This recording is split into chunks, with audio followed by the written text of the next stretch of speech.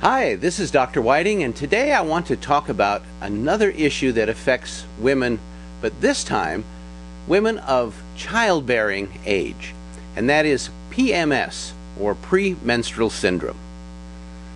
For many women, this has never been or rarely has been an issue, and yet for hundreds of thousands of other young women, this is a monthly nightmare, with symptoms like moodiness, sweats, irritability, cramping, anxiety, nervousness, insomnia, fatigue, breast tenderness, craving for sweets, and of course the all terrible water retention or puffiness. The reason why these things happen really is traced back to what we call an endocrine gland connection. The endocrine glands in the human body are several and located in many places throughout the body. For example, we have the thyroid gland. Now, thyroid, if it's underactive, can create fatigue, headaches, loss of sex drive, poor memory, and all kinds of other things. So, if you're suffering from PMS, what we're telling you is that you really should be looking at a lot of your other areas, a lot of the other endocrine gland functions. So, if you suspect that you may have an underactive thyroid, you should take our home thyroid test just to check it out, and you can find out how to do that on our other video which talks about underactive thyroid. So if you're suspicious of that, you might want to check that video out as well. The next group of glands that we need to be considered as part of or potentially part of the PMS cycle are the adrenal glands. Now, when the adrenal glands become exhausted, they produce a whole variety of symptoms, many of which are very similar to the PMS classic symptoms, such as nervousness, anxiety, fatigue, mood swings, depression, and so forth. Now, why would the adrenal glands become exhausted? Well, their primary, although they're not their exclusive function, is to produce stress hormones. And when the adrenal glands produce excess amounts of stress hormones over prolonged periods of time, because we are constantly finding ourselves under excess amounts of stress, whether that stress be external from our environment or internal from our own state of mind, it really doesn't make any difference. Over time, the adrenal glands can become fatigued and exhausted. These hormones then can contribute to the PMS type symptoms. The primary hormone problems in ladies with PMS are very, very similar to those in women with menopause symptoms. And the primary common denominator between the two groups is what we call estrogen dominance. Now, in menopause, these women are frequently estrogen dominant 30 days out of the month, 365 days a year, as opposed to those younger women of childbearing age who suffer from PMS. During PMS, estrogen dominance appears to only be a problem during the last 10 days or so of the cycle. So in other words, the 10-12 days preceding menstruation is usually when the problem occurs. This coincides quite coincidentally with the period of time that most women experience these moderate to severe PMS type symptoms.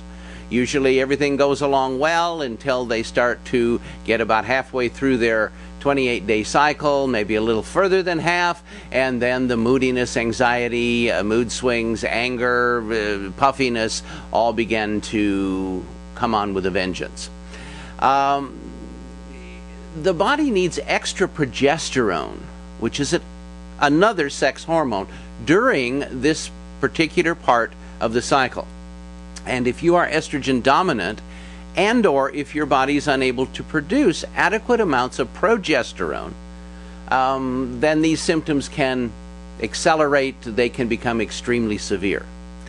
The late John Lee, MD, who was one of the foremost authorities on the use of progesterone, primarily for women of the menopause, also frequently suggested, both in his lectures and in his writings, that progesterone cream applied topically might not be a bad idea for women who suffer from moderate to severe PMS symptoms. So, how can we support your body if you suffer from PMS symptoms? Well, one other gland that we need to consider, or organ rather, is the pancreas.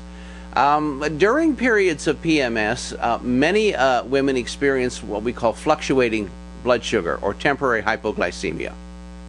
When the blood sugar falls too low, it further creates anxiety, nervousness, irritability, fatigue, and so on. You have to remember that all these glands and organs are somehow interrelated and connected. And it is the current belief that many women suffering from PMS have a combination of one or more of these issues going at the same time. So let us recap and review some of these potential problems and what you can do about them. First of all, support the glands that are involved. Take the thyroid test. If you have a problem with underactive thyroid, either see your physician for full thyroid testing and possibly medication, or if you're just borderline on the test, try our nutritional supplement that we use here at our institute. It's called Thyrox. If you're suffering from high amounts of stress, and you have high stress in your life, and your whole life feels like you got one nerve like a piano wire and everybody's jumping up and down on it, and you just want to scream, then you might want to use our formula called Stress-Ease, because Stress-Ease really helps a great deal. If you suffer from fluctuating blood sugar, or if you've been diagnosed with diabetes, or especially hypoglycemia or low blood sugar, and you also have symptoms of PMS, you might want to strongly consider using our nutritional support for the pancreas, which helps to regulate both blood sugar and insulin production. If you are estrogen dominant, and as I said before, the late John Lee, who was one of the foremost authorities, firmly believed that most women suffering from PMS were in fact estrogen dominant, you might want to consider the use of a natural progesterone cream. Now, we developed one here at our research center, and it's available on the retail market for you. It is distributed by a company called Phoenix Nutritionals in Southern California. And you can look them up at phoenixnutritionals with an S.com. The progesterone cream that we developed and they are producing for us is called Fem Factor, and it is very, very helpful.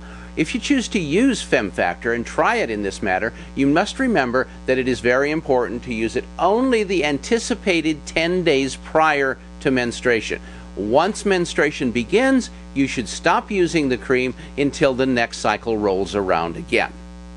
If you have questions about this or would like more information, you can contact our research center at 1-888-454-8464.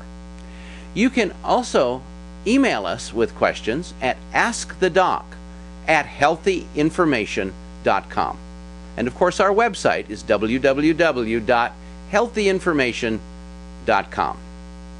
I'd like to thank you for listening today and hope that this information helps you to be able to get your life and your cycle and your moods back on track. I'm Dr. Whiting, and thanks for listening.